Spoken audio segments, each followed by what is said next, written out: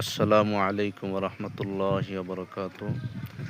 দেশ এবং দেশের বাহিরে যারা এই ভিডিও দেখতেছেন সকলেই এই এলাকার জন্য দোয়া করবেন। দেখেন এই রাস্তাঘাট, এই রাস্তাটা ছিল এই এলাকার পারাপারের একমাত্র সম্বল, সেটা ডুবে গেছে এক কোমর পর্যন্ত পানি।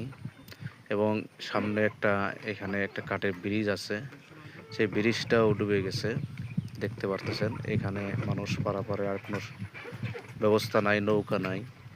দেখেন অনেকেই এই পারাপারের জন্য অনেকেই চেষ্টা করতেছে যে কলা গাছের গোড়া দিয়ে পার হওয়ার জন্য খুব চেষ্টা করতেছে। দেখেন এলাকা মানুষের দুর্ভোগ, আপনারা সবাই এই এলাকার জন্য দোয়া করবেন।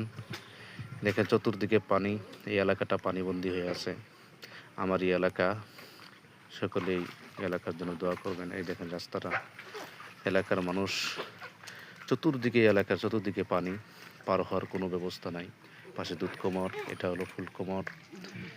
এখানে মানুষ অনেক দুশ্চিন্তার মধ্যে রয়েছে।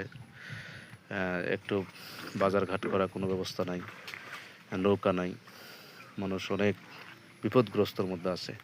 আল্লাহ যেন হেফাজত করে, তাড়াতাড়ি যেন এই বন্যা কবলির থেকে বাঁচায় দেয়। সকলেই দোয়া করবেন। আসসালামু আলাইকুম রহমতুল্লাহ।